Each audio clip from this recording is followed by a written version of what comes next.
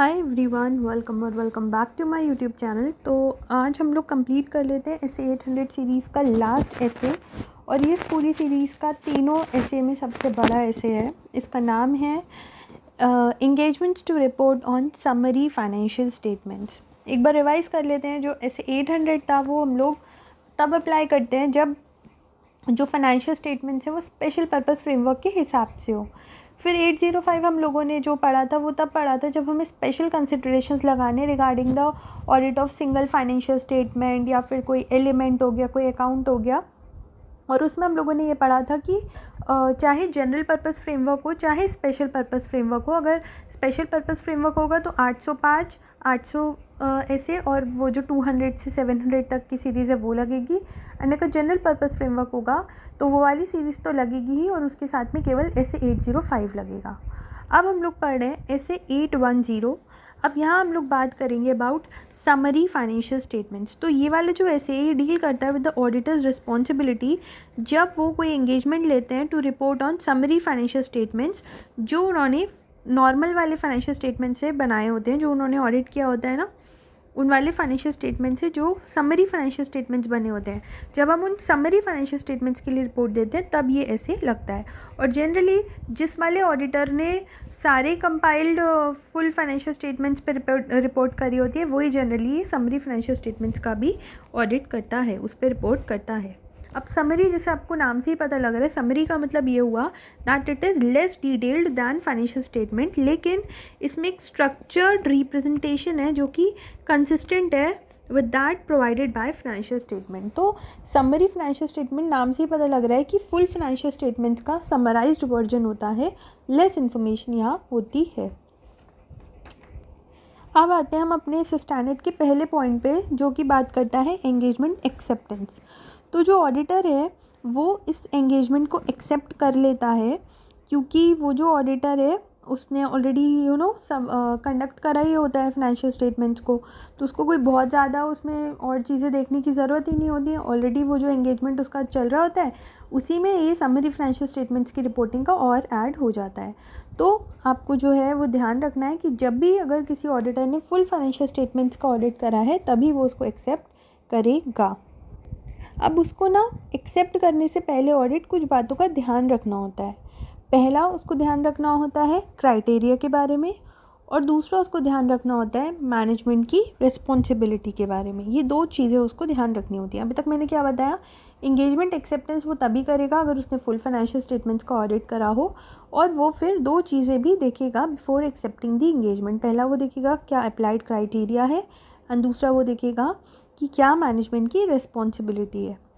तो क्राइटेरिया में क्या देखा जाएगा, क्राइटेरिया में ये देखा जाएगा कि जो क्राइटेरिया अप्लाई हुआ है क्या वो एक्सेप्टेबल है। तो ये वाला जो क्राइटेरिया है ना, इट इज़ द क्राइटेरिया जो अप्लाई होता है by management in preparation of summary financial statements. अब इसमें हम लोग क्या क्या फैक्टर्स देखेंगे जिससे हम ये देखेंगे कि ये क्राइटेरिया है एक्सेप्टेबल है या नहीं है। तो इसमें हम लोग फैक्टर्स देखेंगे कि नेचर क्या है एंटिटी का, समरी फाइनेंशियल स्टेटमेंट्स का पर्पस क्या है, इन्फॉर्मेशन क्या जानी है इंटेंडेड यूज़र्स को, एंड जो भी क्राइटेरिया अप्लाई हुआ है कहीं ऐसा तो नहीं कि वो मिसलीडिंग है। तो इसको आप एक निमोनिक से याद रख सकते हो, पिन में मतलब N²। P से क्या हुआ, purpose of summary financial statements, I से इंफॉर्मेशन नीडेड, एक N से नेचर ऑफ एंटिटी, और दूसरे N से नॉट मिसलीडिंग, मतलब जो criteria that is not misleading. अब ये जो क्राइटेरिया है ना, ये वो वाला क्राइटेरिया भी हो सकता है जो स्टैब्लिश करा हो बाय रिकॉग्नाइज्ड ऑर्गेनाइजेशन या लॉ या रेगुलेशन ने। एंड इस केस में ऑडिटर ये प्रिज्यूम कर लेगा क्योंकि ये लॉ या रेगुलेशन में दे रखा है तो ये एक्सेप्टेबल क्राइटेरिया ही है। ठीक है। उसके बाद में नेक्स्ट पॉइंट है मैनेजमेंट की रिस्पॉन्सिबिलिटी। तो ऑडिटर को मैनेजमेंट से ये रिस्पॉन्सिबिलिटी लेनी होगी, मैनेजमेंट से एक्नॉलेज कराना होगा कि वो जो है एक्नॉलेज करता है कि उसकी रिस्पॉन्सिबिलिटी है कि उसको प्रिपेयर करने हैं व्हाट, समरी फाइनेंशियल स्टेटमेंट्स, और उसको अवेलेबल भी करवा करके देने हैं इंटेंडेड यूज़र्स को summary financial statements without any difficulty, and उसको जो है इंक्लूड करना है ऑडिटर की रिपोर्ट भी, जो भी ऑडिटर ने समरी फाइनेंशियल स्टेटमेंट्स की रिपोर्ट दी है ना वो भी उसको इंक्लूड करना है। ऑल्सो मैनेजमेंट को ये मेक श्योर करना होगा कि समरी फाइनेंशियल स्टेटमेंट जो है वो क्लियरली डिस्क्राइब कर रहे हैं दैट फ्रॉम होम और where the audited financial statements are available. मतलब आप जो हो कहाँ से आप ले सकते हो समरी फाइनेंशियल स्टेटमेंट्स, ये चीज़ भी जो मैनेजमेंट है उसकी रिस्पॉन्सिबिलिटी है कि उसको क्लियरली डिस्क्लोज करना है। और अगर ऑडिटर ये कंक्लूड करता है कि जो क्राइटेरिया है वो एक्सेप्टेबल नहीं है या फिर वो अग्रीमेंट नहीं ले पा रहा है मैनेजमेंट से कि वो अपनी रिस्पॉन्सिबिलिटीज़ को एक्नॉलेज नहीं कर रहे हैं, तो उस केस में जो ऑडिटर है वो समरी फाइनेंशियल स्टेटमेंट्स पे रिपोर्ट करने का एंगेजमेंट एक्सेप्ट ही नहीं करेगा। तो हम लोगों ने फर्स्ट पॉइंट कंप्लीट कर लिया है, दैट वाज अबाउट एक्सेप्टेंस। तो एक्सेप्टेंस में हम लोगों ने क्या पढ़ा, एक बार दोबारा से रिवाइज कर लेते हैं। सबसे पहले हम लोगों ने ये पढ़ा कि अगर जो ऑडिटर है इफ़ उसने फुल फाइनेंशियल स्टेटमेंट्स का ऑडिट करा है ना, तभी वो समरी फाइनेंशियल स्टेटमेंट्स पे भी रिपोर्ट करेगा।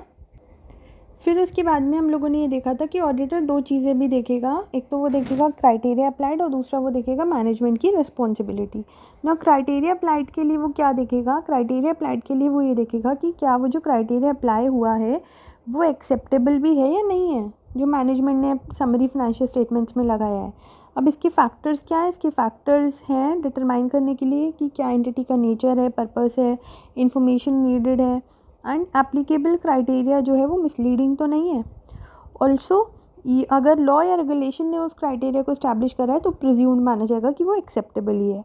और दूसरी चीज़ मैनेजमेंट रिस्पॉन्सिबिलिटी थी, उसमें ये देखा जाएगा कि मैनेजमेंट इस चीज़ का एक्नॉलेज कर रहा है कि उसकी रिस्पॉन्सिबिलिटी है प्रिपेयर करने की फाइनेंशियल स्टेटमेंट्स, और वो जो है ऑडिटेड फाइनेंशियल स्टेटमेंट्स को अवेलेबल करवाएगा, समरी फाइनेंशियल स्टेटमेंट्स को भी अवेलेबल करवाएगा, और वो ऑडिटर की रिपोर्ट को भी इंक्लूड करेगा। अगर इन दोनों में से कोई भी सेटिस्फाई नहीं हो रहा है फैक्टर, तो फिर he will not accept. Then comes the next step in that will be कि कौन कौन से प्रोसीजर्स ऑडिटर परफॉर्म करेगा। तो सबसे पहले तो ऑडिटर ये एवेलुएट करेगा कि क्या जो समरी फाइनेंशियल स्टेटमेंट्स हैं वो एडिक्वेटली डिस्क्लोज कर रहे हैं या नहीं कर रहे हैं समराइज नेचर को, और आइडेंटिफाई करेगा ऑडिटेड फाइनेंशियल स्टेटमेंट्स को। जैसे कि टाइटल में लिखा होना चाहिए कि एवरेज्ड फाइनेंशियल स्टेटमेंट्स हैं या समरी फाइनेंशियल स्टेटमेंट्स हैं, and these are derived from the audited financial statements, and year भी मेंशन होना चाहिए कि कौन सा ईयर है वो। देन नेक्स्ट पॉइंट प्रोसीजर्स में ऑडिटर को क्या करना पड़ेगा, उसको इवैल्यूएट करना पड़ेगा कि ऑडिटेड फाइनेंशियल स्टेटमेंट्स अवेलेबल भी हैं या नहीं है to the users of summary financial statements. बिना डिफिकल्टी के पता लगा समरी फाइनेंशियल स्टेटमेंट्स ही हैं, ऑडिटेड फाइनेंशियल स्टेटमेंट्स हैं ही नहीं, तो अवेलेबिलिटी भी चेक करनी होगी। फर्स्ट पॉइंट क्या था, डिस्क्लोजर। सेकंड पॉइंट क्या था, अवेलेबिलिटी। थर्ड पॉइंट है कि जो समरी फाइनेंशियल स्टेटमेंट्स हैं अगर वो अकम्पनीड नहीं है by the audited financial statements, तो evaluate करना पड़ेगा whether they clearly describe from whom or where audited financial statements are available। Third point हम लोगों ने क्या देखा कि अगर साथ में नहीं है दोनों, तो हमें ये देखना पड़ेगा हमें ऑडिटेड फाइनेंशियल स्टेटमेंट्स कहाँ से मिलेंगे, तो वो चीज़ आपको पता है। ऑल्सो क्या अप्लाइड क्राइटेरिया के हिसाब से प्रिपेयर हुए हैं, एंड क्या अप्लाइड क्राइटेरिया एडिक्वेटली डिस्क्लोज्ड है, ये चीज़ भी ऑडिटर को इवैल्यूएट करनी है। तो क्या क्या चीज़ें इवैल्यूएट करनी है, दोबारा से एक बार रिवाइज कर लेते हैं कि क्या summary financial statement adequate disclosure दे रहे हैं, उसमें टाइम पीरियड और वो सब लिखोगे। सेकंड पॉइंट कि क्या ऑडिटेड फाइनेंशियल स्टेटमेंट्स अवेलेबल हैं विदाउट डिफ़िकल्टी, इफ़ अगर अकम्पनीड नहीं है तो कहाँ पे मिल सकते हैं आपको audited financial statements. Then evaluate करो कि क्या समरी फाइनेंशियल स्टेटमेंट्स प्रिपेयर हुए हैं एज पर एप्लीकेबल क्राइटेरिया, एंड क्या डिस्क्लोज्ड है एप्लीकेबल क्राइटेरिया। उसके बाद में है you have to compare the summary financial statements with the related information in audited financial statements to determine whether summary financial statements agree with related information in audit financial statements और not. And last point is evaluate whether summary financial statements contain necessary information and not misleading. अब देखो इसमें कुछ points तो आपके एकदम same है जो हम लोगों ने फैक्टर्स में देखे थे, क्या कि क्राइटेरिया जो है वो प्रिपेयर उसके हिसाब से हुआ है यानी एडिक्वेटली डिस्क्लोज हुआ है, यानी क्राइटेरिया एंड मिसलीडिंग तो नहीं है समरी फाइनेंशियल स्टेटमेंट्स। एंड एक ही वाला जो पॉइंट है तो सबसे ज़्यादा इंपॉर्टेंट है, ऑडिट आप करा ही क्यों रहे हो समरी फाइनेंशियल स्टेटमेंट्स का, टू नो दैट कि जो ऑडिटेड फाइनेंशियल स्टेटमेंट्स हैं और जो समरी फाइनेंशियल स्टेटमेंट्स हैं वो ऐसा तो नहीं कि एकदम डिफरेंट है, लिंक कर रहे हैं या नहीं, रिलेटेड है या नहीं है। ठीक है, तो एक बार से दोबारा से देख लेते हैं। आप एक ऑडिटर बन के जा रहे हो अगर समरी फाइनेंशियल स्टेटमेंट्स का, तो आप क्या क्या एवेलुएट करोगे। सबसे पहले तो आप ये देखोगे उसमें प्रॉपर डिस्क्लोजर हो कि ये समरी फाइनेंशियल स्टेटमेंट्स हैं और इस ईयर के हैं। सेकंड चीज़ आप ये देखोगे ऑडिटेड फाइनेंशियल स्टेटमेंट्स आसानी से अवेलेबल हैं। थर्ड पॉइंट आप देखोगे कि अगर अकम्पनीड नहीं है ऑडिटेड फाइनेंशियल स्टेटमेंट्स, तो ये देखो कहाँ मिल सकते हैं ऑडिटेड फाइनेंशियल स्टेटमेंट्स। देन क्या जो क्राइटेरिया है वो प्रिपेयर हुआ है क्राइटेरिया के हिसाब से समरी फाइनेंशियल स्टेटमेंट्स, क्या वो क्राइटेरिया डिस्क्लोज्ड है। ऑल्सो क्या समरी फाइनेंशियल स्टेटमेंट्स की इन्फॉर्मेशन ऑडिटेड फाइनेंशियल स्टेटमेंट्स के साथ अग्री हो रही है या नहीं, मिसलीडिंग तो नहीं है। ये सारे प्रोसीजर्स आपको लगा के चेक करना होगा। Now comes the another point कि जो इवन सब्सिक्वेंट है to the date of auditor's report on audited financial statements. तो जब भी कभी ऐसा होता है कि जो ऑडिट रिपोर्ट है on the summary financial statements वो कब हुई है, after the completion of audit of complete financial statements. अब auditor is not required to report on effect of subsequent events occurred after the date of auditor's report on audited financial statements since summary financial statements are derived from audited financial statements. तो इसमें ये लोग ना वही चीज़ बोल रहे हैं कि जैसे सपोज आपने ऑडिट किसी और मंथ में किया एंड समरी फाइनेंशियल स्टेटमेंट्स पे आप रिपोर्टिंग कुछ और मंथ में कर रहे हो। अब जो उस पीरियड के बीच में कुछ सब्सिक्वेंट इवेंट होता है तो क्या उसका डिस्क्लोजर आपको समरी फाइनेंशियल स्टेटमेंट्स पे देना चाहिए। तो इसके लिए ये लोग बोल रहे हैं कि ऐसा कुछ भी ज़रूरत नहीं है, कोई भी रिपोर्ट करने की ज़रूरत नहीं है about the summary financial statements because about the subsequent event in the summary financial statements, because summary financial statements जो audited financial statements थे उसी से ही derive हुए हैं। तो जितनी information audit financial statements में है उतनी ही information summary financial statements में होनी चाहिए, क्योंकि उसी का ही वो एक short version ही तो है। तो वही चीज़ ये लोग बोल रहे हैं कि आपको उसकी डिस्क्लोजर की कोई ज़रूरत नहीं है। अब आता है सबसे important point, that means the opinion वाला पॉइंट, कि किस तरह से जो ऑडिटर है वो यहाँ ओपिनियन फॉर्म करेगा। तो ओपिनियन तो दो ही तरीके की होती हैं, एक होती है मॉडिफाइड ओपिनियन और एक होती है unmodified opinion. Unmodified opinion auditor तब देगा जब उसको लगेगा कि सारा क्राइटेरिया अप्लाई हुआ है, फेयर समरी रिपोर्ट है और ऑडिटेड फाइनेंशियल स्टेटमेंट्स के साथ में कंसिस्टेंट भी है। बट मॉडिफाइड ओपिनियन ऑडिटर कब देगा, मॉडिफाइड ओपिनियन में भी ऑडिटर जो है वो एडवर्स ओपिनियन कब देगा, अगर जो मैनेजमेंट है उसने जो भी नेसेसरी चेंजेस हैं वो नहीं करे हैं। मतलब कि जैसे ऑडिटर को ये पता लगा होगा कि अप्लाइड क्राइटेरिया के हिसाब से समरी फाइनेंशियल स्टेटमेंट्स नहीं बने हुए हैं। अब ऑडिटर ने ये चीज़ मैनेजमेंट को बताई होगी कि ये चेंजेस करो, आप अप्लाइड क्राइटेरिया के हिसाब से नहीं है आपके समरी फाइनेंशियल स्टेटमेंट्स।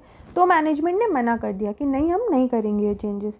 तो फिर ऑडिटर क्या करेगा, ऑडिटर एक एडवर्स ओपिनियन दे देगा। अब आता है नेक्स्ट पॉइंट कि अगर ऑडिटर ने मॉडिफाइड ओपिनियन दे रखी है फुल फाइनेंशियल स्टेटमेंट्स में, ऑडिटेड फाइनेंशियल स्टेटमेंट्स में, उस केस में क्या होगा। फुल फाइनेंशियल स्टेटमेंट्स में अगर मॉडिफाइड ओपिनियन है, तो अगर ऑडिटेड फाइनेंशियल स्टेटमेंट्स में क्वालिफाइड ओपिनियन दी है तो फिर उस केस में क्या होगा, उस केस में ऑडिटर जो समरी फाइनेंशियल स्टेटमेंट्स है ना उसमें भी क्या दे देगा, क्वालिफाइड ओपिनियन दे देगा और उसमें स्टेट करेगा कि ऑडिटर की जो रिपोर्ट है ऑडिटेड फाइनेंशियल स्टेटमेंट्स में उसमें क्वालिफाइड ओपिनियन है एंड डिस्क्राइब करेगा बेसिस कि क्यों क्वालिफाइड ओपिनियन है एंड उसका क्या इफेक्ट आता है समरी फाइनेंशियल स्टेटमेंट्स में। ठीक है। अब दूसरी चीज़ आती है कि अगर एडवर्स या डिस्क्लेमर ऑफ ओपिनियन दिया है फुल फाइनेंशियल स्टेटमेंट्स में, तो उस केस में क्या होगा, उस केस में ऑडिटर की जो रिपोर्ट होगी समरी फाइनेंशियल स्टेटमेंट्स में उसमें उसको ये तो बताना ही होगा कि उसने क्या करा है, जो ऑडिटेड फाइनेंशियल स्टेटमेंट्स हैं उसमें भी उसने क्या दिया है, एडवर्स या डिस्क्लेमर दिया है, बेसिस भी बताएगा कि क्यों दिया है एंड ये भी स्टेट करेगा, ये पॉइंट एडिशनल है, state that due to such opinion it is inappropriate to express opinion on summary financial statements. तो क्वालिफाइड ओपिनियन अगर ऑडिटेड फाइनेंशियल स्टेटमेंट्स में है तो उसको समरी फाइनेंशियल स्टेटमेंट्स में ये स्टेट करना है कि हमने क्वालिफाइड ओपिनियन दी है और क्यों दी है, बेसिस उसका डिस्क्राइब करना है। लेकिन अगर एडवर्स या डिस्क्लेमर ऑफ ओपिनियन दिया है ऑडिटेड फाइनेंशियल स्टेटमेंट्स में तो वो ये बताएगा कि हमने स्टेट करी है डिस्क्लेमर ऑफ ओपिनियन या एडवर्स ओपिनियन, बेसिस बताएगा उसका, और वो ये भी बताएगा कि क्योंकि हमने फुल फाइनेंशियल स्टेटमेंट्स में एडवर्स या डिस्क्लेमर ऑफ ओपिनियन दिया है तो हमारे लिए पॉसिबल ही नहीं हो पा रहा है कि हम समरी फाइनेंशियल स्टेटमेंट्स में कोई भी रिपोर्टिंग दे पाएँ। क्योंकि आप ये सोचो डिस्क्लेमर उन्होंने तभी दिया होगा अगर उन्हें एविडेंस नहीं मिला होगा, तो जब उन्हें फुल फाइनेंशियल स्टेटमेंट्स का एविडेंस नहीं मिला तो समरी पे वो क्या करेंगे, ओपिनियन देके। ठीक है। So this was about the opinion point. अब आता है last point, that is auditor association या फिर रेफरेंस। तो auditor reference in document containing audited summary financial statements without audit report, and एक होता है auditor's reference in document containing unaudited summary financial statements.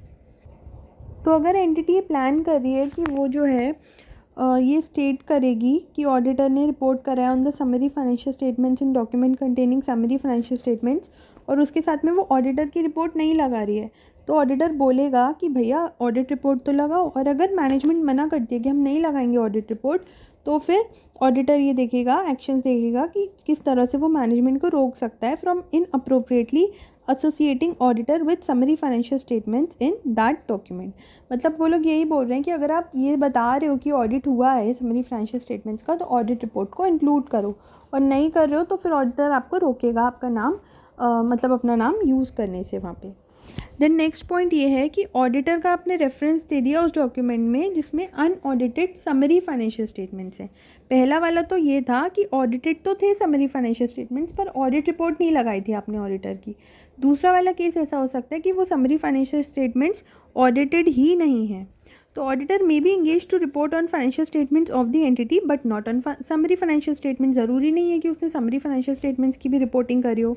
तो इस केस में अगर मैनेजमेंट ये सोचती है कि हम फुल फाइनेंशियल स्टेटमेंट्स के साथ में अनऑडिटेड समरी फाइनेंशियल स्टेटमेंट्स में भी लगा देंगे, तो फिर उस केस में ऑडिटर को ये सेटिस्फाइड होना चाहिए वो इस बात से that reference to auditor is made only for auditor's report on audited financial statement and that statement does not give the impression that auditor has reported on summary financial statements। तो auditor को उस report को पढ़ के ऐसा feel होना चाहिए, ऐसा सेटिस्फाइड होना चाहिए कि उसका नाम केवल ऑडिटेड फाइनेंशियल स्टेटमेंट्स के साथ में एसोसिएट हो रहा है and not with the summary financial statements.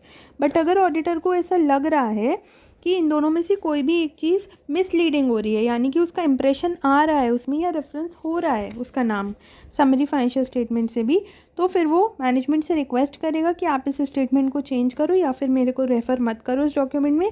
And फिर भी अगर मैनेजमेंट ने ऐसा नहीं करा तो फिर वो क्या करेंगे, एक्शंस लेंगे to prevent the management from this misleading association. ठीक है, so this was all about essay 810. Now from the next videos we will start with essay 500 series. I hope that with these audio revisions you are getting benefited and you are easily able to revise with the standards. In audios को आप बार बार सुनोगे, so in that way you will be able to retain these standards for a long time. All the very best and meet you in the next videos. Thank you so much.